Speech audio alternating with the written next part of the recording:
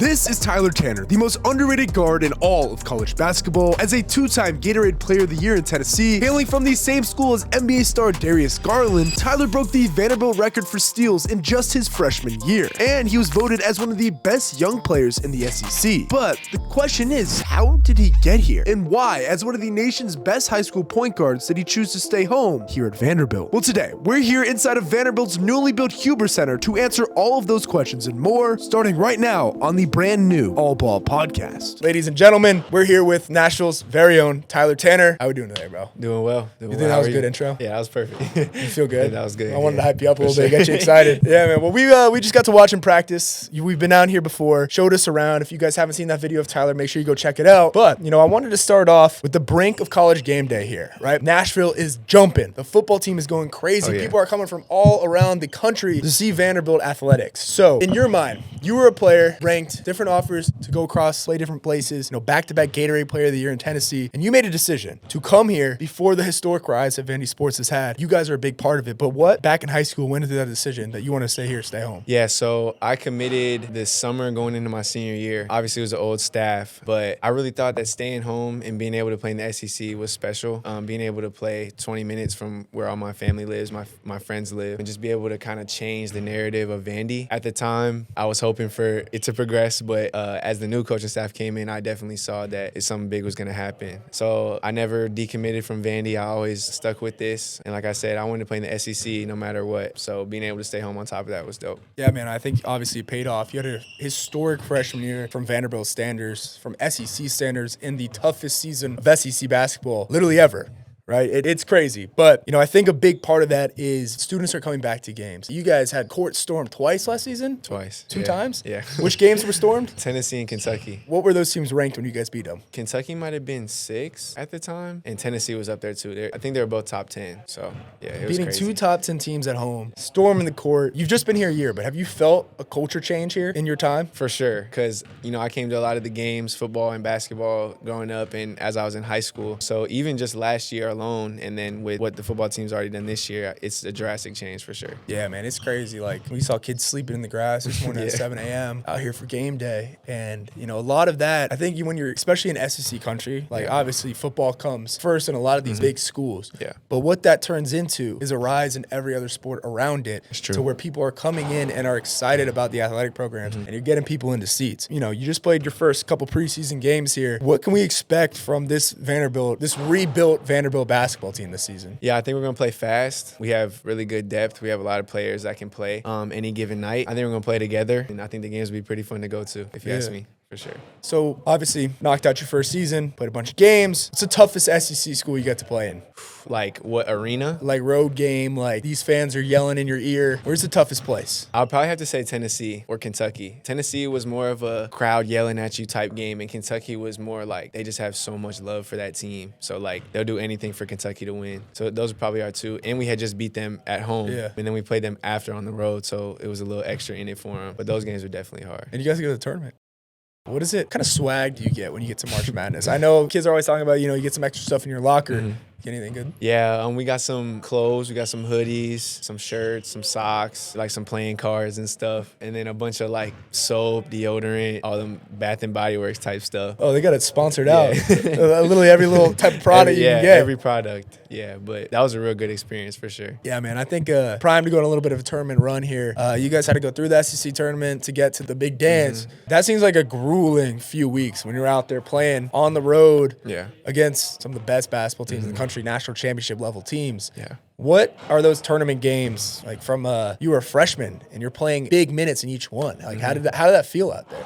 I mean, it was a dream come true, honestly. I always dreamed of playing in the SEC, playing the SEC tournament, playing the NCAA tournament. I would say at first you'll be a little nervous. I was a little nervous at first, but usually as soon as I get on the court, it all goes away. I'm just worried about the task at hand. SEC tournament, we played Texas. They were okay. They weren't ranked super high, but we ended up losing to them. We probably should have won that game. And then the NCAA tournament, playing St. Mary's, that game was real fun. We had them. We were up by 10 in the second half, and then ended up losing. But still, like I said, it was a dream come true for sure. Yeah, I mean, it's a great learning experience. You know, I think basketball is like the one sport where it truly matters, like to have been there. Like when you have a team where there's, you know, nobody has any experience, everyone's still learning. Like, what do you eat on the road? How much water can you get when you're going on all these planes? Like, it's a whole different ball game. So it's more of a show up and show out and learn and take what you can get. But For sure. at Vanderbilt here, you guys have had some great people to learn from. You look at the NBA players on the wall when you walk in here, and I know, you know, Brentwood guy, Tennessee, Vanderbilt, same path. You got any good Darius Garland stories? I don't know if I have any specifically, but I've worked out with them a lot of times, played ones with them, played in runs with them. But I don't know if I have a specific moment for y'all, but he's a good dude for sure. Yeah, how was it like when you're in high school? Obviously, you got a very highly paid NBA player that played there before you, and you're kind of the next comer. Was he reaching out to you when you were, you know, kind of going through your recruiting phase? Was he a reason that you came to Vanderbilt? Like, was there a relationship there when you were at Brentwood? Yeah, me and him, I've been looking up to him since I was a kid because he was some years older than me. While I was in middle school, I was looking up to him. He was part of the reason I came to be in the first place to Brentwood Academy. He did help me a little bit with my decision to come here. The coaches were telling him, yo, like, we want this kid. So he did help me get here. And just a lot of pointers along the way, just like, yo, be confident or be aggressive.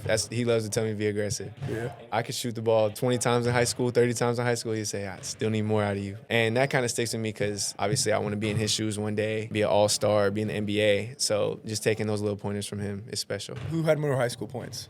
I think he did. I don't know You had exactly to what be I up ended there, up. dude. It was I think I had like 2,400, and me, DG, and Brandon Wright were the three that surpassed 2,000 in BA history. So That's crazy, man. Yeah. It's good company to be in. It's good company to be in. So, you know, I feel like when you hear a lot of these NBA guys on podcasts, they go and sit down, they talk to like Jeff Teague or whoever on a pod. They always have like a welcome to the NBA moment. But I feel like when you come to the SEC, that's physical basketball. Did you have like a welcome to the SEC moment in a game where you're like, oh, these guys are big. This is a real deal. the closest one would be the Tennessee game last year. I missed a clutch free throw, so it was never like a moment where I got like hit or blocked or anything. But the nerves in that moment were crazy. Like, yeah, loud. And it was here too. It was at Vandy, but I would say the crowd was probably like 50-50 that game. But just like, it was a crazy atmosphere that game. We still ended up winning, luckily. I was happy, but that was probably my moment for sure. So, like I said in the intro, this guy steals the ball more than anybody in the country. What do you do? Like, what do you do?